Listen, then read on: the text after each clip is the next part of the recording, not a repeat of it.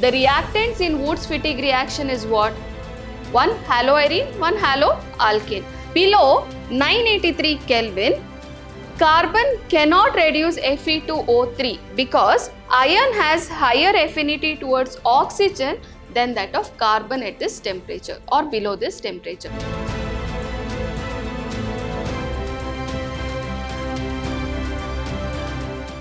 Hello my dear students, welcome back to part 2 of Karnataka CET 2011 chemistry question paper. We'll continue with the 21st question, that is, identify B and D in the following sequence of reaction. So they've given a sequence of reaction. We have to tell what is B and D. Okay. So instead of just reading the options, we can right away try to solve the question. That is, here you can see that you're starting with ethene. When it is treated with concentrated H2SO4, you get A on hydrolysis, you get B. B when treated with PBr3, you get C. C when treated with D, again you are getting ethene. It's like a cyclic process. Okay. So ethene with concentrated H2SO4, it will form CH3, CH2, HSO4, that is, it will get added addition reaction. Then when it is heated with water, what is going to happen here? You are going to get hydrolysis, that is OH and H will get added. So you are going to get CH3, CH2, OH. Now what is this? This is ethanol or ethyl alcohol. Now even if you don't know the further reaction, we'll see whether we can get what is D from the options. You can see option A, methanol and bromoethane, that is wrong. Option B, ethyl hydrogen sulfate and alcoholic potash, it is wrong. What is B we have? It is ethanol, isn't it? So option C is ethyl hydrogen sulfate with aqueous KOH, that is also wrong. Option D, ethanol and alcoholic KOH. This should be the correct answer because B is ethanol. Okay. Further, if I write the reaction, you can see it is nothing but alcoholic potash, that is CH3, CH2, Br you will get when it is treated with PBr3. Again, when this is treated with alcoholic KOH, that is bromine and hydrogen will be removed and you will get ethene. So option D is the right answer. So we'll go to the next question, that is 22nd question. The compound which gives turbidity immediately with Lucas reagent at room temperature is butan 1-ol, option B butan 2-ol, option C 2-methyl propan 2-ol, or option D 2-methyl propan 1-ol. Now first thing what you need to know, that is the compound which gives turbidity immediately with Lucas reagent is a tertiary alcohol, isn't it? So now you have to find out in these options which is a tertiary alcohol which is present. Okay. So shall we write option A, butan 1-ol, that is nothing but CH3, CH2, CH2, CH2OH. This is a primary alcohol. Butan 2-ol, that is for the second carbon atom when OH is present, it becomes a secondary alcohol, isn't it? But if you see option C now, 2-methyl propan 2-ol, that means propan means it is 3 carbon atom chain. 2-methyl, for the second carbon atom there is CH3 group. Propan 2-ol, that means for the second carbon atom only there is OH group. So this becomes CH3. So this is a tertiary carbon atom to which OH is attached. So it's a tertiary alcohol. So it should be option C, which will answer Lucas reagent test immediately, isn't it? This is wrong. 2-methyl propan 1-ol is there. So obviously it is not a tertiary alcohol. Fine. ಅರ್ಥ ಆಗ್ತಿದೆ ಅಂತ ಅನ್ಕೊಂಡಿದ್ದೀನಿ. Question number 23. Ethyl benzene cannot be prepared by Woods reaction, Wurtz-Fittig reaction, Friedel-Crafts reaction, and Clemenson's reduction. So what are we supposed to prepare? Ethyl benzene, that is benzene ringiಗೆ ethyl group ಇದೆ, C2H5 group ಇದೆ, ethyl benzene. Now if I see the options, Wurtz-Fittig reaction it can give, because the reactants in Wurtz-Fittig reaction is what? One haloarine, one haloalkane. So we can get ethyl benzene, correct? I take chlorobenzene and treat it with ethyl bromide in the presence of sodium and dry ether. You will get ethyl benzene. So Wurtz-Fittig reaction can give ethyl benzene. Friedel-Crafts reaction, that is alkylation. If you are replacing ethyl group there, ethyl group will be the alkyl group, then you will get ethyl benzene. Clemenson's reduction also will give ethyl benzene. So which is the one which will not give ethyl benzene? That is Wurtz reaction, because Wurtz reaction reactants are only haloalkanes. You will get an alkane, you will not get a alkyl benzene. Okay, so option A is absolutely right. Next question. 1.2 grams of organic compound on geldelization liberates ammonia which consumes 30 cm³ of 1 normal HCl. The percentage of nitrogen in organic compound is A 30, B 35, C 46.67, D 20.8. So we need to find out the percentage of nitrogen in the organic compound.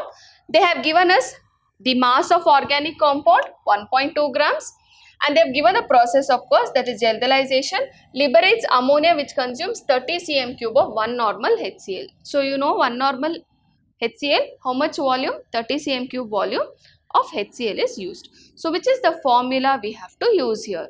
Percentage of nitrogen is equal to 1.4 into normality of acid into volume by weight of organic compound. ಈ ಫಾರ್ಮುಲಾಗೆ ನಾವು substitute ಮಾಡಿದರೆ ನಮಗೆ ಬರೋ answer percentage of nitrogen, ಕರೆಕ್ಟಾ? 1.4 ಹಂಗೆ ಬರೀತೀನಿ. What is normality of the acid? It is 1 normal.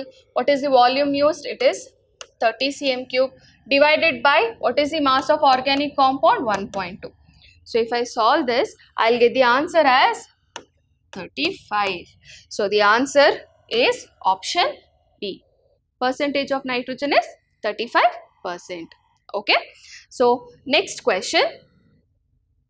Carbon cannot reduce Fe2O3 to Fe at a temperature below 983 Kelvin because option A, free energy change of formation of carbon monoxide is more negative than that of Fe2O3. Carbon monoxide is thermodynamically more stable than Fe2O3. Option C, carbon has higher affinity towards oxygen than iron. Option D, iron has higher affinity towards oxygen than carbon. So which do you think is the correct answer? So the answer for this question is option D.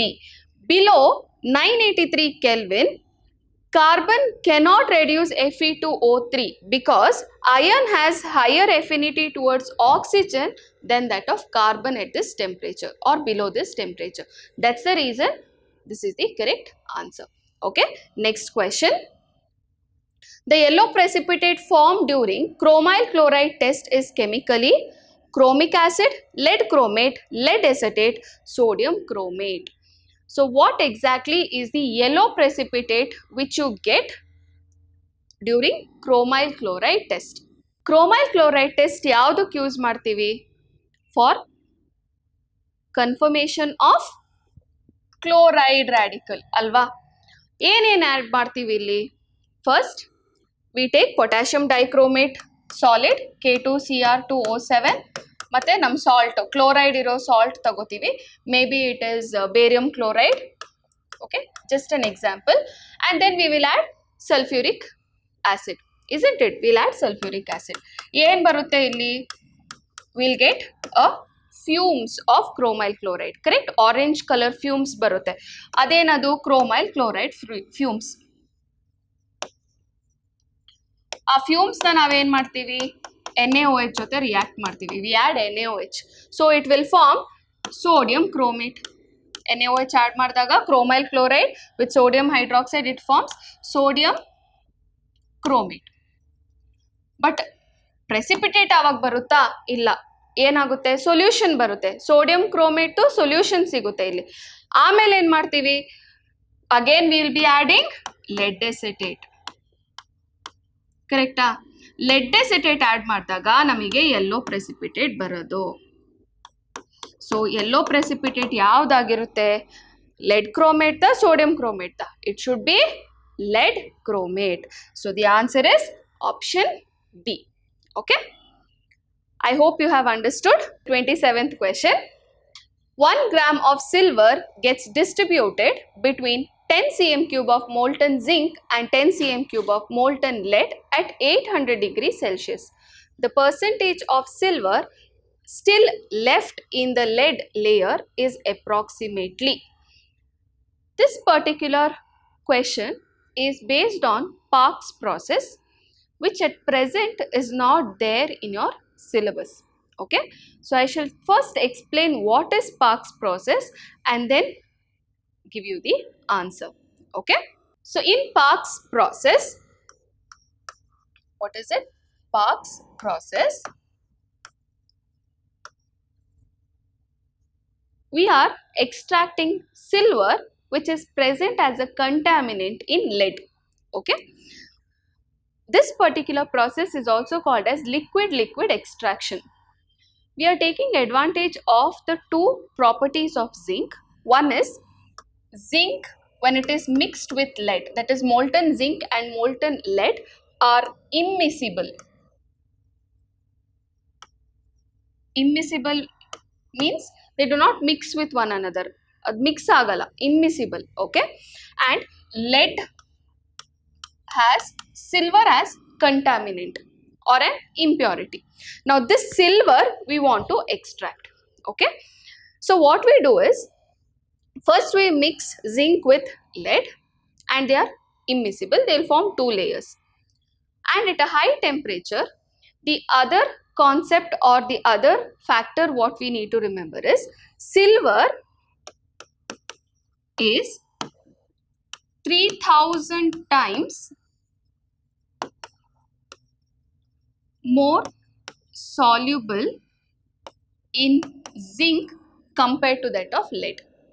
So what will happen is, slowly silver from the lead layer will start moving to the zinc layer. Okay, and then the zinc layer, it is not mixing obviously, so zinc layer we completely remove it out, and with distillation process, zinc has got a very low boiling point. Okay, so it will go to the vapor phase very easily. Thus zinc vapors are separated and what remains back will be pure silver. This is Parkes process. Now the question is based on the partition coefficient here. 1 gram of silver gets distributed between 10 cm cube of molten zinc and 100 cm cube of molten lead at 800 degrees Celsius. So what we will do is, we will take mass of silver in 10 ml of zinc by mass of silver in 10 ml of lead is equal to 300. That is the partition coefficient. Okay, so I'll take the mass of silver in 10 ml of lead on the other side and 300 I'll get on the other side. So I'll calculate the mass of silver in 10 ml of lead. This you have to be careful. I'm calculating for 10 ml of lead, that is 1 by 300. That is mass of silver in 10 ml of zinc. If I consider it to be 1, because 1 gram of silver is present, I'll consider this is 1 and by 300, that's the partition coefficient. You will get this as 0.0033. Okay. Now Next, I'll calculate mass of silver in 10 ml of zinc is equal to 1 minus 0.033. So this will be equal to 0.9967. So now from this I can get the percentage of silver. Percentage of silver in lead is 0.33 and percentage of silver in zinc is 99.67. Correct? Now, what is the question? The percentage of silver still left in lead layer. But this is for 10 ml we calculated. I want it for 100 ml. To be careful, this is percentage of silver in lead for 10 ml. So, for 100 ml, how it will be? How much it will be? 3.3%. Correct alva? 10 ml ge ishtu, 100 ml ge ishtu. Cross multiply ಮಾಡಿ ಅಷ್ಟೇ. Okay, so you will get it as 3.3%. So approximately 3%. Option C is the correct answer. So I hope you have understood how to solve this. Next question. Which one of the following is true? Sodium hydroxide is used in concentration of bauxite ore. Sodium hydroxide is a primary standard in volumetric analysis. Manganese hydroxide is soluble in excess of NaOH and NaOH solution does not react with chlorine. So which one of the following is true, they are asking. Okay, sodium hydroxide is used in concentration of bauxite ore. This is absolutely right. We'll see the other options. Sodium hydroxide is a primary standard for volumetric analysis. No, it is not a primary standard.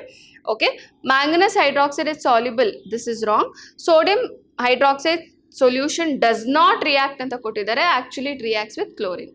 Okay, so that's about the question number 28. Next question, 29th one.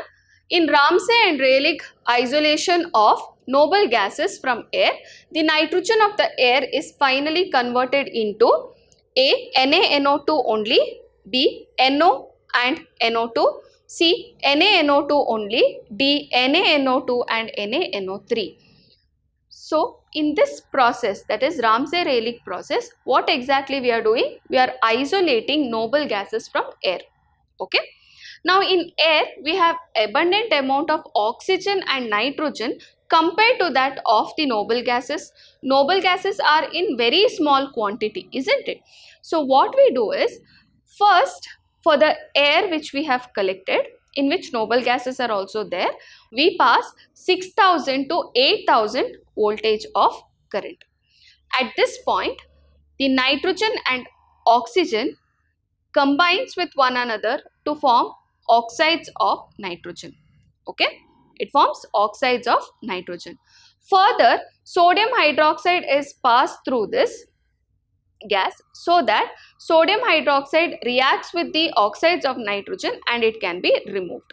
So we have removed nitrogen and oxygen from the air. Next step is, we have only noble gases in the mixture. That is, we can have helium, neon, argon, etc. All the noble gases might be there. That one has to be separated. Now you want to separate helium, neon, argon, krypton, all the noble gases. For this we use something called as Dewars process. In Dewars process, we are using coconut charcoal, okay, in which the noble gases gets adsorbed on the coconut charcoal at different temperatures. What is it?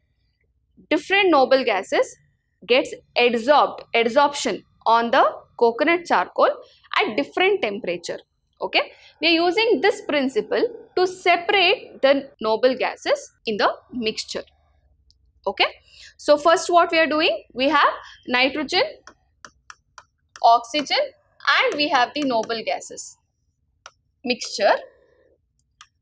First, we are removing nitrogen and oxygen by Ramsay-Rayleigh method, and then the noble gases are separated by Dewars process. Okay, we take the complete full mixture of air. First pass electric current, nitrogen and oxygen combine with one another to form oxides of nitrogen. Then we pass sodium hydroxide so that it will react with sodium hydroxide and it can be removed in the solution. Further, noble gases only we have, that is mixture of noble gases we have, that is separated by Dewas process, in which we are using coconut charcoal and the concept of adsorption of the noble gases on coconut charcoal at different temperatures. Okay, so here the question is, in Ramsay and Rayleigh isolation of noble gases from air, the nitrogen of the air is finally converted into what? First, what happens is, nitrogen will react with oxygen to form nitric oxide. Further, nitric oxide with oxygen, it can form nitrogen dioxide, NO2. Now, this one reacts with sodium hydroxide to form NaNO3 plus NaNO2 and water. So, what are we getting? NaNO3 and NaNO2. So, the correct option is option D. Of course, I have not balanced the equation. It's not necessary for me to balance. I just need the answer. That is, NaNO2 and NaNO3 are what we get, or we are converting nitrogen and oxygen to NaNO2 and NaNO3. Okay, so option D is the correct answer. Next question. The spin only magnetic moment of Fe plus 2 ion in Bohr magneton is approximately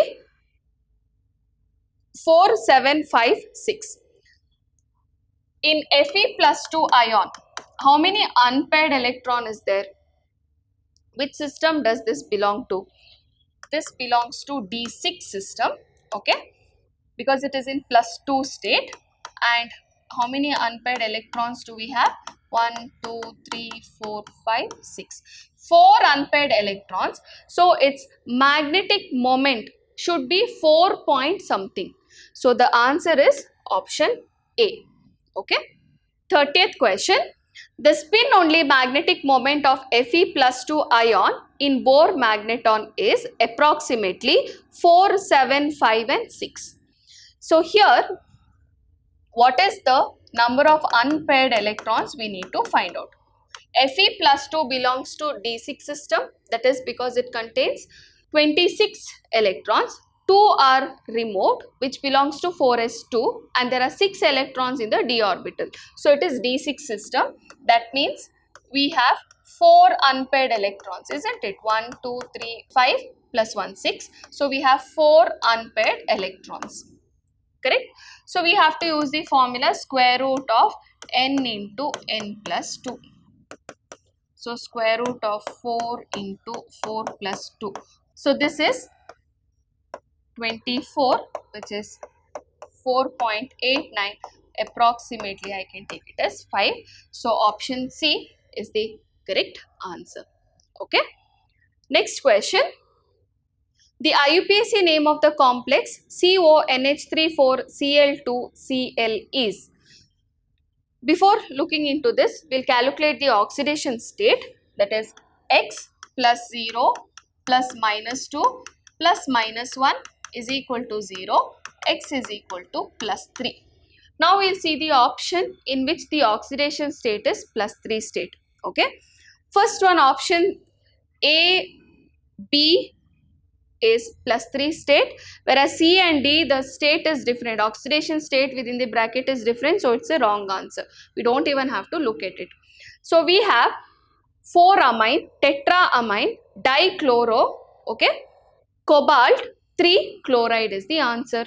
So, it is tetraamine. First, tetraamine should come. So, it is this tetraamine dichloro cobalt 3 chloride. Okay, this is the correct answer. Fine. So, next question. Excess of silver nitrate solution is added to 100 ml of 0.01 molar penta-aqua-chlorochromium 3 chloride solution. The mass of silver chloride obtained in grams is given. Atomic mass of silver is 108. Option A, 287 into 10 power minus 3. Option B, 143.5 into 10 power minus 3. Option C 143.5 into 10 power minus 2. Option D 287 into 10 power minus 2. So what you can observe is option A and D, only the powers are there different, that is minus 3, there it is minus 2, and option B and C, again only the powers are different, the number is same. So you're going to get the answer as either 143.5 or it is 287, but you have to be very careful with the powers. Okay, so we'll solve this question. So first of all, what is the reagent here? It is pentaaqua 5 chloro, 1 chlorine is there, chromium metal 3 chloride. So it should be 2. One is satisfied here, 2 more we'll have to get. So how many moles of silver nitrate you can get?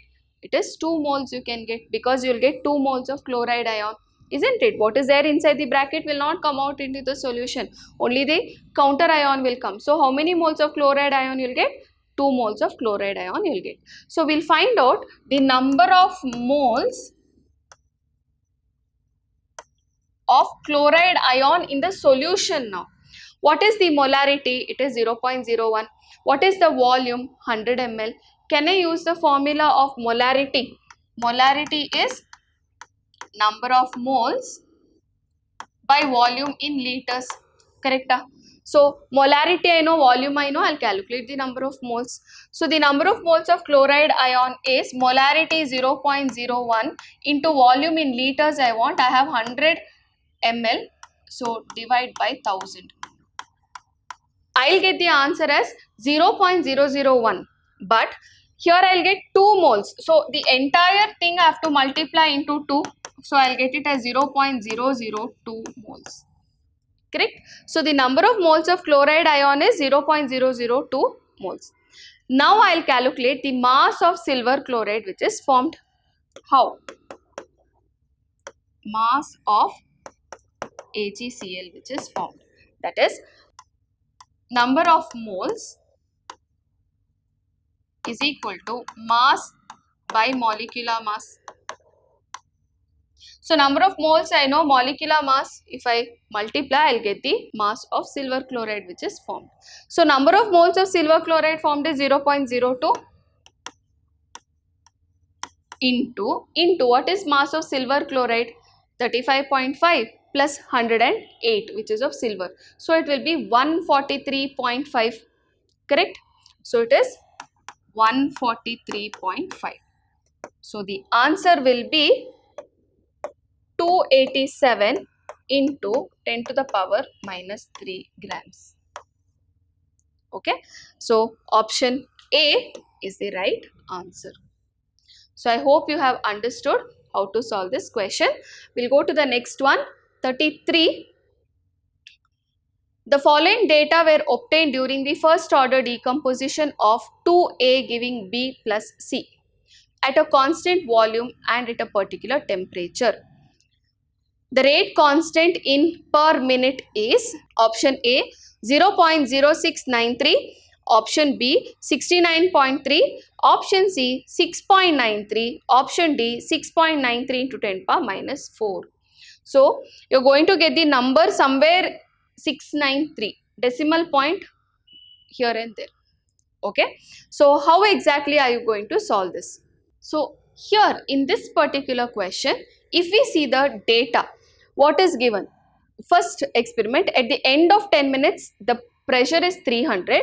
After completion of the reaction, the pressure is 200 Pascal. Okay. Now, if we see the equation, I have 2 moles of in the beginning and only 1 mole in the end. Okay. So, I shall just take it as 2A giving B plus C. So, this is a solid I cannot take because it is Pascals which is given, that is only for gases. So, here if I consider, so initially I will consider there is 2 moles, there is nothing which is formed. After 10 minutes, okay, 2 moles is getting converted to 1 mole. So, I will take it as X. So, here what will remain is 2 minus 2X and X of B is formed. I am not talking about C because I am not bothered here. This is at 10 minutes. Okay. Now, what are we going to find out and how are we going to find out? Okay, now what is given? Here you can see the total pressure at after 10 minutes is 300, but after completion is 200. Correct? So after completion we have only 1 mole of gas. So for 1 mole of gas, pressure is 200. But initially we have 2 moles of gas. So initial pressure will be 400. Correct? Because end we have only 1 mole of gas whose pressure is 200. So initially we had 2 moles, that means the pressure should have been 400. So initial pressure is 400. Okay. Now I'll use the concept of at 10 minutes, what is the total pressure? 2 minus 2x plus x, which is equal to, at the end of 10 minutes it is 300. Correct? Now this is nothing but 2 minus x is equal to 300. Now what is the pressure of 2 moles of gas? 400. So I'll take it as 400 minus x is equal to 300, or I can write it as x is equal to 400 minus 300, that is 100. Now I have to find out the rate constant. For this I'll use the formula k is equal to 2.303 by t log of a minus x, a by a minus x. So this will be 2.303 by 10 log of, what is A? The total pressure is 400, isn't it? So what is A minus X? That is nothing but the number of moles of A which is present at 10 minutes. That is 2 minus 2x is equal to what? 2 minus 2x is equal to 400 minus 2 into 100, that is again 200, which is equal to 200. So this is 200. Log 2 is 0.3010, so 2.303 into 0.3010 divide by 10. So this is 0.693 by 10, which is equal to 0.0693. Okay, 0.0693. So the answer is option A, which is 0.0693. So what we have done, we've considered the equation. Initially there are 2 moles, B there is nothing. Then what we have done, after 10 minutes if x moles is reacting, then what is remaining? 2 minus 2x, because 2 moles is getting converted to 1 mole here. So x, if I consider, this will be 2 minus 2x, that is at 10 minutes. Now from the data what I am getting is, after completion the pressure is 200. That is, after completion I have only 1 mole. So the pressure of 1 mole of gas is 200. So for 2 moles it should be 400. Okay. So at 10 minutes, 2 minus 2x plus x is equal to 300, that is given here. Okay, these are the number of moles which is there. So it is 2 minus x is equal to 300. What is the pressure of 2 moles? It is 400. So x I will get it as 100. Now in the formula, k is equal to 2.303 by t log a by a minus x. A, that is the total pressure, 400 we are taking initially. A minus x, what is the pressure? A minus x is nothing but what is present after 10 minutes. That is 2 minus 2x is how much we have to find out. So 2 minus 2x is 200, which I have substituted here. And then if I solve, I'll get the answer as 0.0693. Okay. So I hope you have understood. This is a little hard question, but then it is easy if you are used to solving such question. Okay. Next question. The time required for 100% completion of zero order reaction is dash. A, AK, option B, A by 2K, option C, A by K, and option D, 2K by A. So what they are asking, time required for 100% completion of zero order reaction. For zero order reaction, what is the integrated rate equation? That is, A is equal to A naught minus KT, or I can write it as KT is equal to A naught minus A, and K is equal to A naught minus A by T. Okay, I've just written this form so that it's easy for us. Now I shall consider A naught, that is the initial concentration, as A. And what is the concentration of A after time t? Here it is 100% completion. That means all the reactants has got converted. So it is 0. Nothing is remaining because the reaction is complete, isn't it? So molar concentration after time t is 0. So now if I substitute that over here, what I will get? This is 0, which is equal to A minus KT. So I'll have to just bring KT on one end, A, and this will be T is equal to A by K. So the answer is option C, which is A by K. Okay. So we'll see the next question. The activation energy for the reaction at a given temperature is found to be 2.303 RTJ per mole. The ratio of rate constant to the Arrhenius factor is dash. A is equal to 0.01, B is equal to 0.1, C is 0.02 and D is 0.001. So how do we solve this? What is supposed to be done? The activation energy of the reaction is given, that is 2.303 RT is the activation energy. The ratio of rate constant to Arrhenius factor you need to find out. See, the Arrhenius equation is K is equal to A e to the power minus EA by RT. Now I want rate constant to A, ratio I need to find out. So I'll just move it on the other end. I will get it E minus EA by RT. Natural logarithm I'll put ln is K by A. This becomes minus EA by RT with natural logarithm. Now convert into log base 10, that is 2.303 log K by A is equal to minus EA by RT. Okay, till here I hope you have understood. Just move 2.303 log K by A is equal to, what is EA value? That is also 2.303 RT. I have put the EA value and here RT I have 2.303. I'll move. So it is 2.303 RT. So this and this gets cancelled. I'll get it as log K by A is equal to minus 1.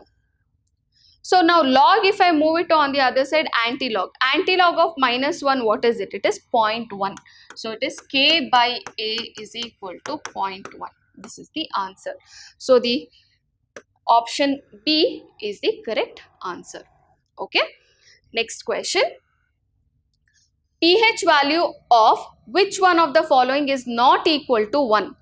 0.1 molar CH3COOH, B 0.1 molar HNO3, C 0.05 molar H2SO4, D 50 cm cube of 0.4 molar HCl and 50 cm cube of 0.2 molar NaOH. So they are asking pH value of which one of the following is not equal to 1. So if we observe here, this is a strong acid, this also is a strong acid. Here it will neutralize. 0.4 molar HCl and 0.2 molar NaOH will neutralize and you will have only 0.2 molar HCl which will be remaining, of which we need to calculate the pH. Okay. But of course, we have HCl only, it will be acidic and it's a strong acid. Now if you see this CH3COOH 0.1 molar, this one pH can never be 1. Why? Because it is a weak acid. Complete dissociation of CH3COOH. This one is not happening. So, even if it is 0.1 molar CH3COOH, the pH of that will not be equal to 1. So, option A is the right answer. Okay. Next question. A buffer solution contains 0.1 mole of sodium acetate dissolved in 1000 cm cube of 0.1 molar acetic acid. To the above buffer solution, 0.1 moles of sodium acetate is further added and dissolved. The pH of the resulting buffer is A pKa, B pKa plus 2, C pKa minus log 2, D pKa plus log 2. So how are we going to solve this? The formula which we have to use here is pH is equal to pKa plus log of molar concentration of the salt by acid. Okay. Now the salt which we are using in the buffer is sodium acetate and the acid is acetic acid.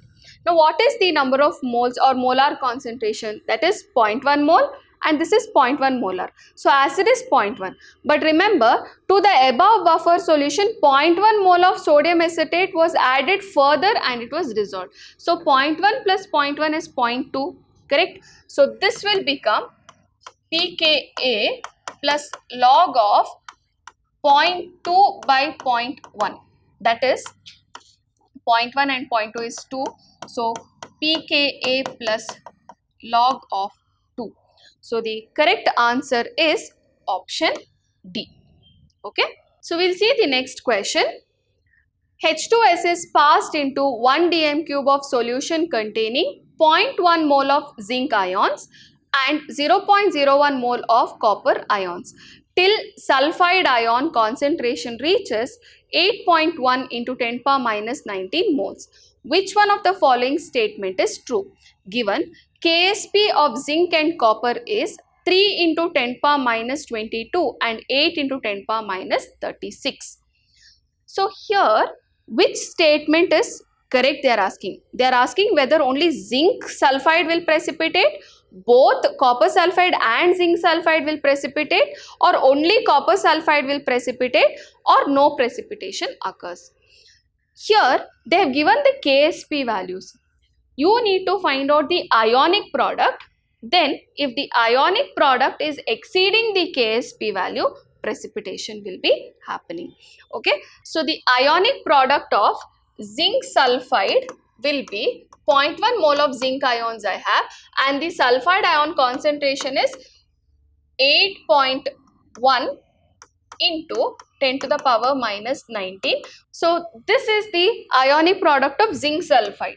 So for copper sulfide, I'll write it as, what is the number of moles? 0.01 moles of copper ions are there, and sulfide ions it is same, 8.1 into 10 power minus 19. Now if you see both of them, both of their ionic product is more than that of the KSP values. It is exceeding. Here you see minus 22 and minus 36. It is exceeding, isn't it? Thus both copper sulfide and zinc sulfide will precipitate. Okay, so option B is the correct answer. We'll see the next question. E1, E2, E3 are the EMF of the following three galvanic cell respectively. Which one of the following is true? Whether E2 is greater than E1 or greater than E3, or we have to choose the correct answer among this. Okay, which is greater than which we have to find out. So how do we solve this? That is, E is equal to E naught of the cell plus, I will write 0.059 by 2 log of Cu plus 2 concentration by Zn plus 2 I will take, because I have done it as plus. Okay, so this will be, now if you see the first one for E1, if you see it is 1 by 0.1. For E2 if you see it is 1 by 1, and for third one E3 if you see it is 0.1 by 1. So which will be the highest one? So if just by looking into this I can tell that E1 is greater than E2, which is greater than E3. Correct? Yes or no? Thus this option we have to choose. If you still have not understood, you may solve and see this will be the correct answer. That is, E1 is greater than E2, which is greater than E3. So option B is absolutely right. Okay. Next question. 0.03 grams of sodium metal is reacted with 100 cm cube of water. The pH of the resulting solution is 10, 8, 9, 12. So what is it? It is 0.023 grams of sodium metal is reacted with 100 cm cube of water. pH of the resulting solution we have to find out. So what exactly happens here? Sodium reacts with water to form NaOH and hydrogen gas is liberated. First we shall balance the equation, that is, you get H2, so I'll put 2 over here, and 2 over here, and of course 2 again has to come over here. Okay, yes, now it is balanced. So we know that 2 into 23 grams of sodium will give 2 into 40 grams of sodium hydroxide. So 0.023 grams should give how much? If I calculate, I'll get it as 0.04 grams. How much is it? 0.04 grams I will get. So OH minus ion concentration is 0.04. Number of mass by molecular mass of OH is 40 into 10. So I'll get it as 10 to the power minus 2. That is the molar concentration of OH minus ion. Correct? So now POH is what? Negative logarithm of OH minus ion. So negative logarithm of 10 to the power minus 2, I'll get POH is 2. Correct? So pH is 14 minus POH, that is 14 minus 2 is pH will be 12.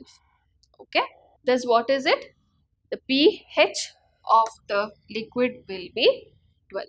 I hope you have understood these 20 questions. Next 20 questions we shall solve in part C of Karnataka CET 2011 chemistry paper.